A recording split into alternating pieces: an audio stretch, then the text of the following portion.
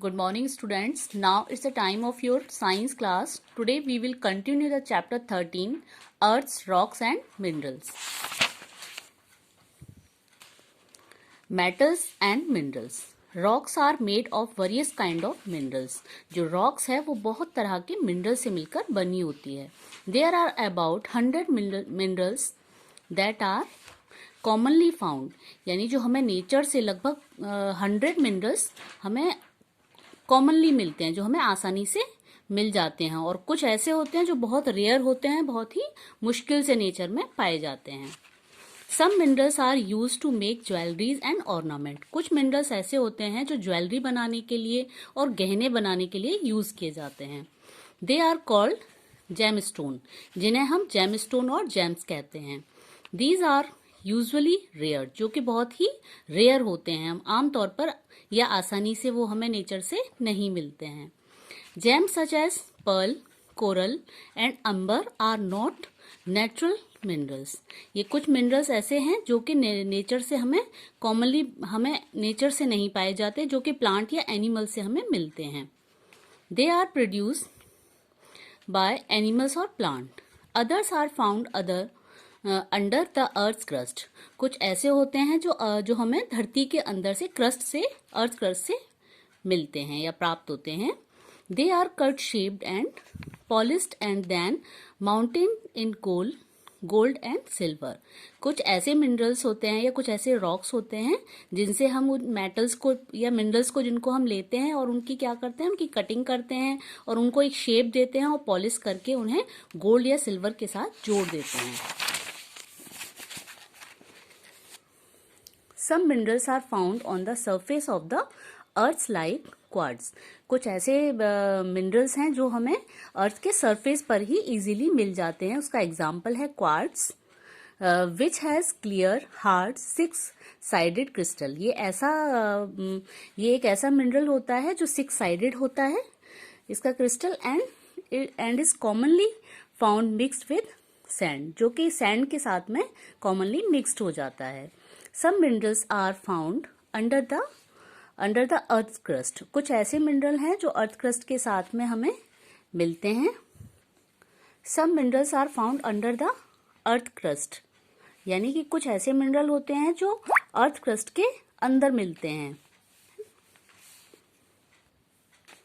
The process of digging under the earth crust for minerals is called meaning. यानी एक ऐसा process जिससे हम क्या करते हैं, जो कि डिगिंग यानी खुदाई के द्वारा हम क्या करते हैं कि जो मिनरल्स हैं उनको अर्थ क्रस्ट से निकालते हैं. इस मेथड को हम मिनिंग कहते हैं.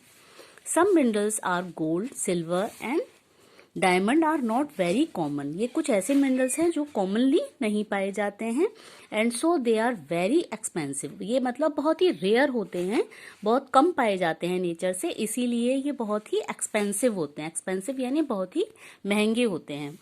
Some rocks are rich in one particular type of metal. यानी कि कुछ ऐसी रॉक्स होती हैं जो पर्टिकुलर एक ही टाइप के मेटल्स की बनी होती हैं. ठीक है, दीज कॉल्ड ओर्स. उस तरह की रॉक्स को हम क्या कहते हैं, ओर्स कहते हैं. For example, we get lead from galena. जो गैलेना रॉक होती है उससे हमें लेड मिलता है. Copper from malachite. कॉपर हमें मेलेकाइट से प्राप्त होता है. And iron from hematite. Iron हमें हेमेटाइट रॉक से प्राप्त होता है. And aluminium from bauxite.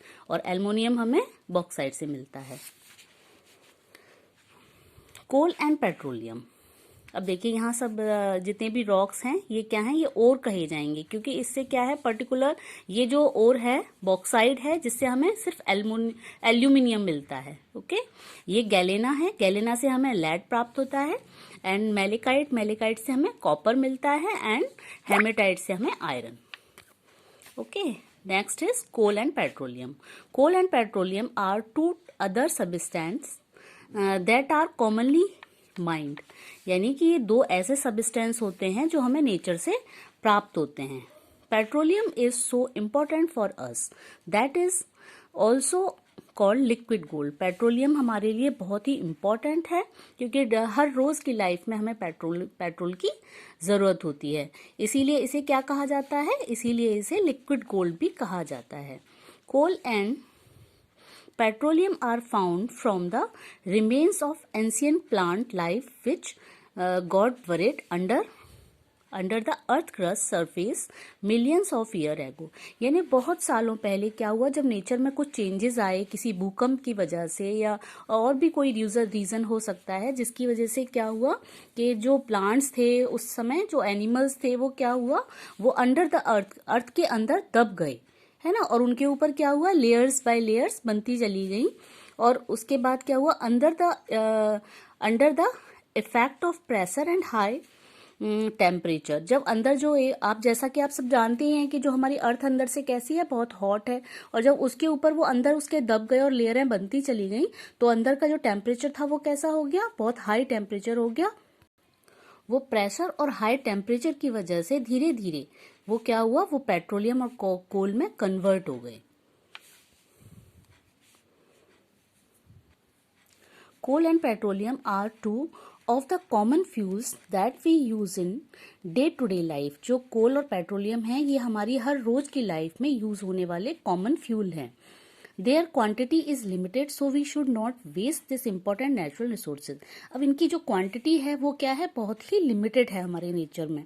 ऐसा नहीं है कि हम उसे यूज करते जाएंगे और वो इतनी जल्दी बन जाएगी, क्योंकि उसे बनने के लिए क्या लगे, मिलियंस ईयर्स लगे उसे बनने में, है ना, लाखों साल लगे। तो इसीलिए हमें उसे बहुत लिमिट में यूज करना चाहिए। India has very large coal reserves. जो हमारे इंडिया है वो कोल्स का बहुत सारा भंडार है। Some of the important coal mines are in Dhanbad Jharkhand. जो कुछ कॉमन जो वहाँ पे क्या है, जो हमारी इम्पोर्टेंट माइंस हैं जहाँ पर हमारा कोल पाया जाता है, झारखंड में धानबाद, और रजनीगंज वेस्ट बंगाल में क्या है, रजनीगंज एक जगह है जहाँ पर हमारी कोल की खदानें पाई जाती हैं, एंड नवेली तमिलनाडु, और तमिलनाडु में नवेली। Most of the petroleum is produced in the middle east Arab countries. देखिए अरब कंट्रीज हैं जैसे दुबई वगैरह है, वहां पर क्या है, वहां पेट्रोलियम बहुत ज्यादा पाया जाता है। Finding petroleum has brought wealth and prosperity of these countries.